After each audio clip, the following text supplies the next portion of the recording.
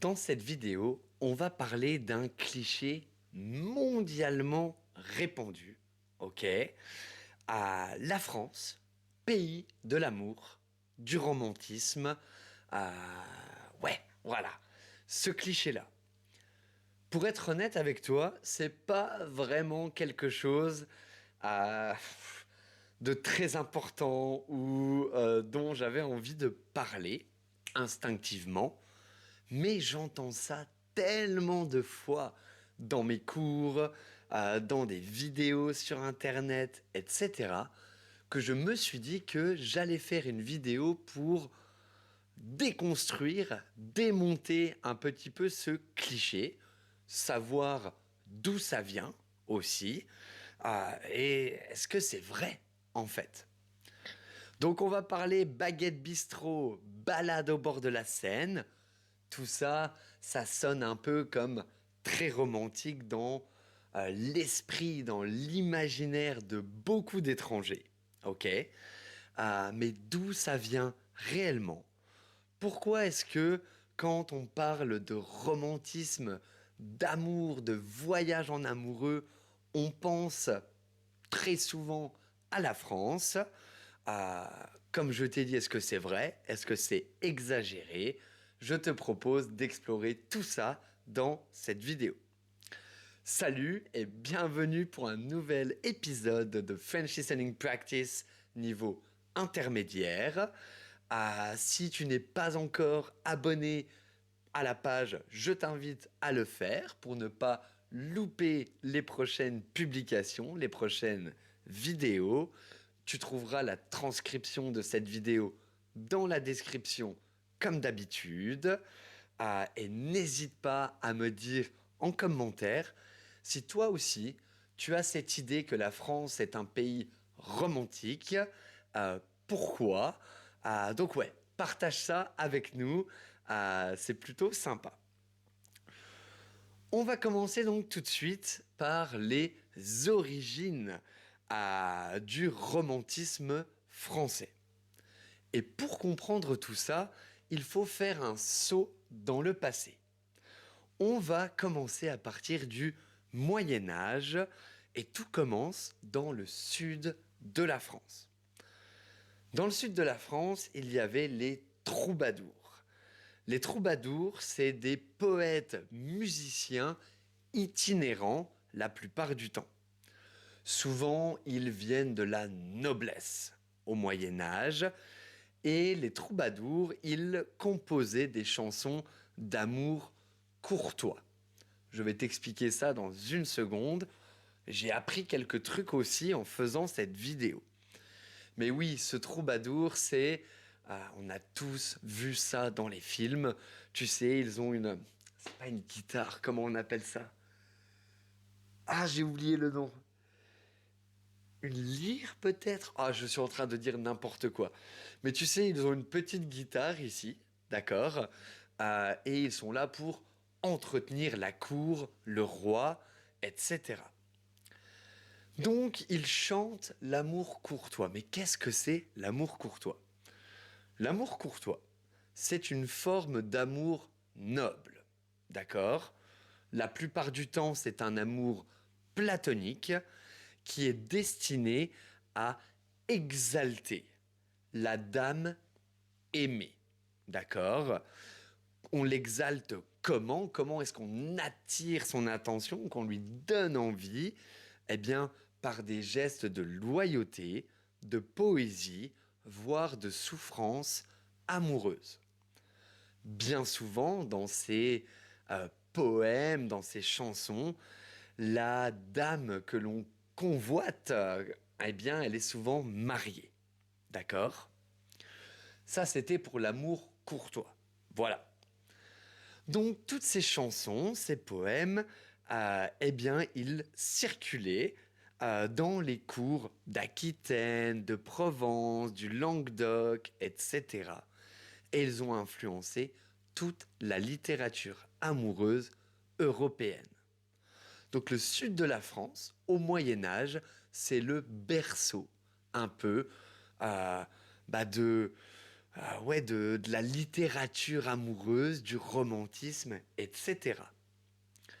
Un peu plus tard, au 19e siècle, la France est en plein boom romantique, avec des auteurs ultra connus, comme par exemple Victor Hugo et Les Contemplations, Alfred de Musset, avec la Confession d'un enfant du siècle, ou encore Lamartine, Méditation poétique. Tous ces écrivains, ils parlent d'amour intense, de passion déchirante, de chagrin magnifique. Ah, ils idéalisent la souffrance amoureuse. Et c'est à ce moment-là que la poésie devient le langage de l'amour tragique. Ok. Donc ça, c'est pour les origines vraiment du romantisme français. Il faut aussi ajouter quand même que la langue française, elle joue énormément dans cette image, ok, du romantisme français, etc. Parce que pour beaucoup, elle est perçue, pardon, comme une langue douce, élégante, parfois même un peu sensuelle. Ok. Donc là, on avait déjà une bonne base, ok, pour avoir ce cliché, d'accord, sur la France et le romantisme. Ok, très bien. Ça, c'est pour les origines. Autre chose qui participe énormément à cette image, c'est Paris, la ville de l'amour, évidemment. Oula, je sais pas pourquoi je fais ça, pardon. Euh, Quand on pense romantisme, il y a un mot qui nous vient tout de suite à l'esprit, c'est Paris. Ok. Pourquoi? Eh bien parce que Paris, c'est une vraie carte postale vivante, concrètement. Ok. Des rues pavées, des balcons fleuris, coucher de soleil sur la Seine, une architecture incroyable, des petits restos, des petits bars, des parcs cachés, bla bla bla. C'est un vrai décor de film.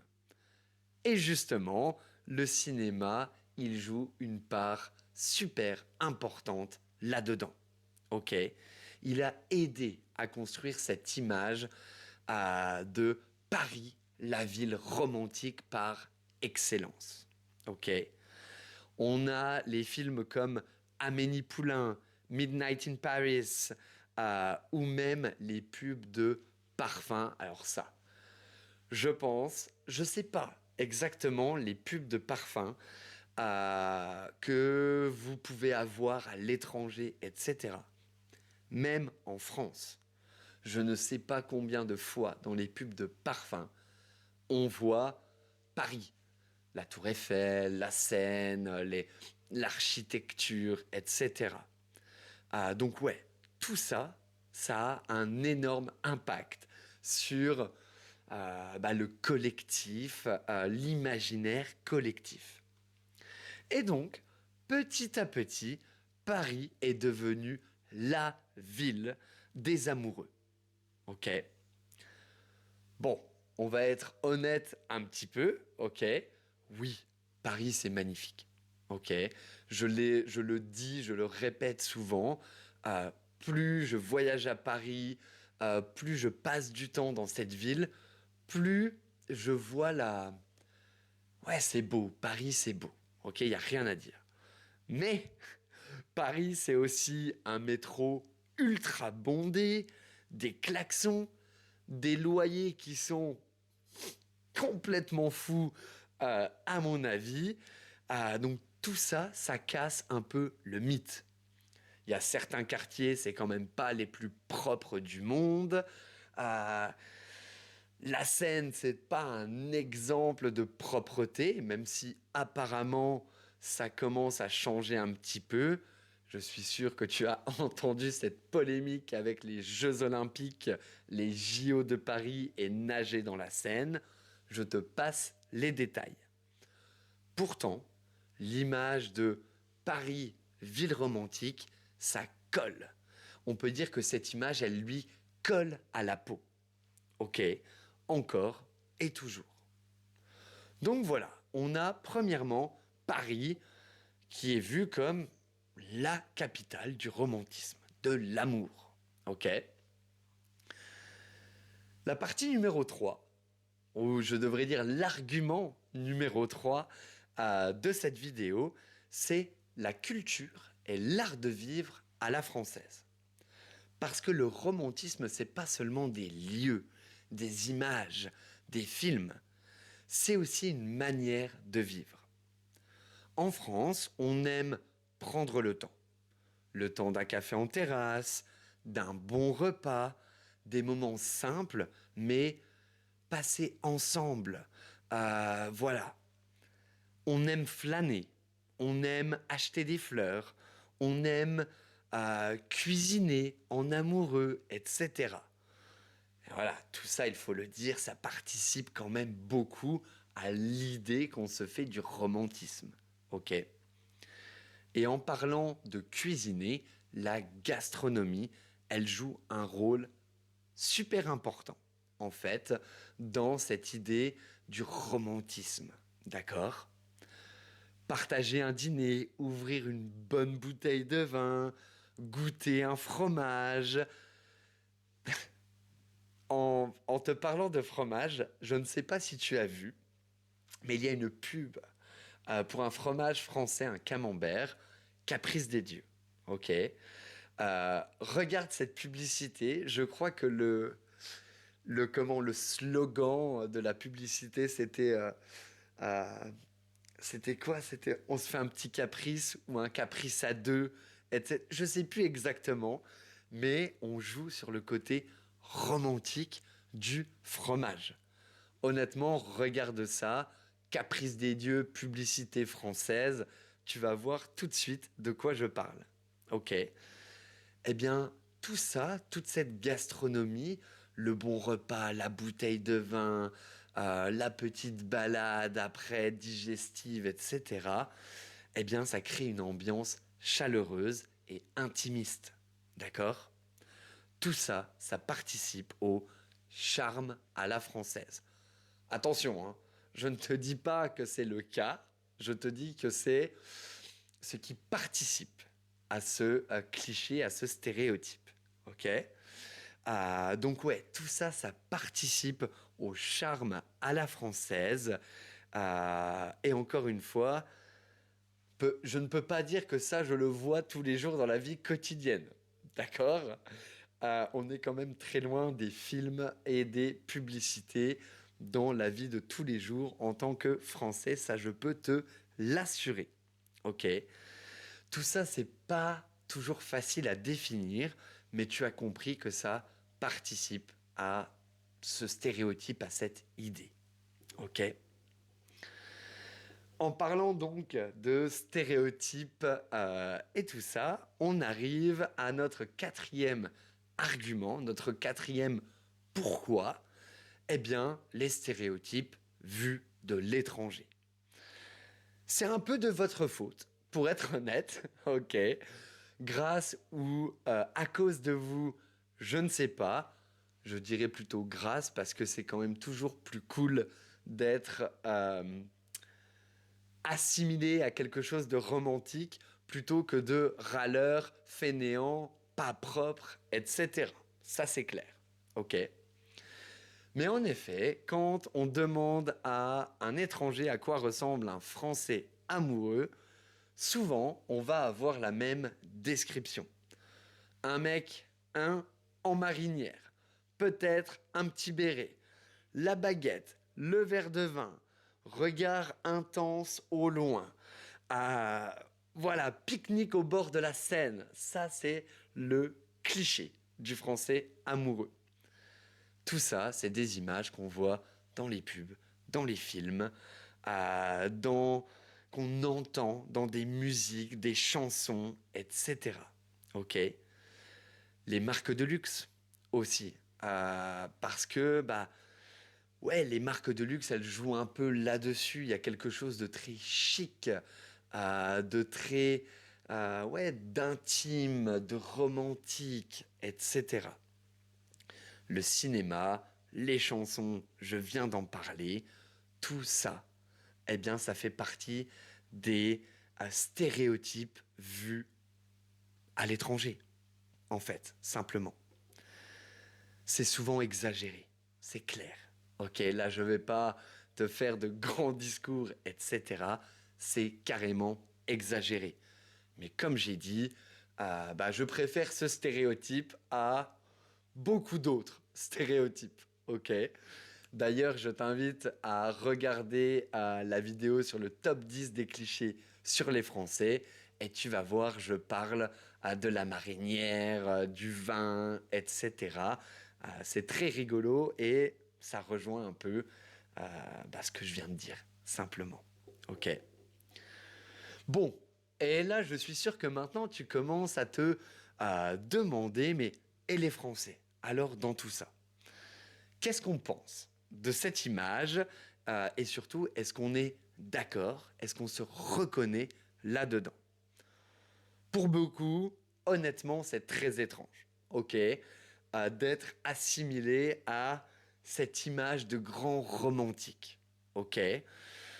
Ouais, voilà, c'est très étrange en fait parce que on ne se voit absolument pas comme ça. Au quotidien, évidemment, on est comme tout le monde. Euh, Travail, stress, les embouteillages, on râle. Enfin, voilà, ça, c'est pas romantique du tout. Ok? Et ça nous arrive tous les jours. On trouve cette image un peu old school, un peu vieillotte, comme on dit. Ok? Et cliché, en fait, au final. Vraiment. C'est quelque chose qu'on trouve de cliché. Bon, il faut admettre que quelquefois, je pense que les Français, ils jouent un peu le jeu, ils utilisent un peu cette image. D'accord?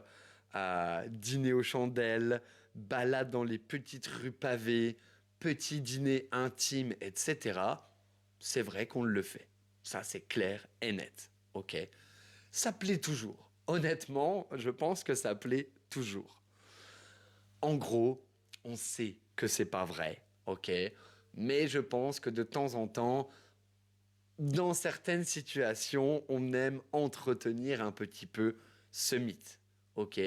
Mais on est assez réaliste là-dessus et ça nous fait toujours un peu rire quand on entend ça, ok?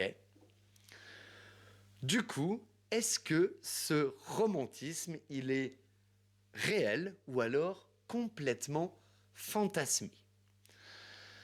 Bon, est-ce que c'est vrai tout ça? Est-ce qu'on est vraiment plus romantique en France qu'ailleurs? Franchement, absolument pas. Ok. L'amour, les gestes de tendresse, les attentions, c'est universel.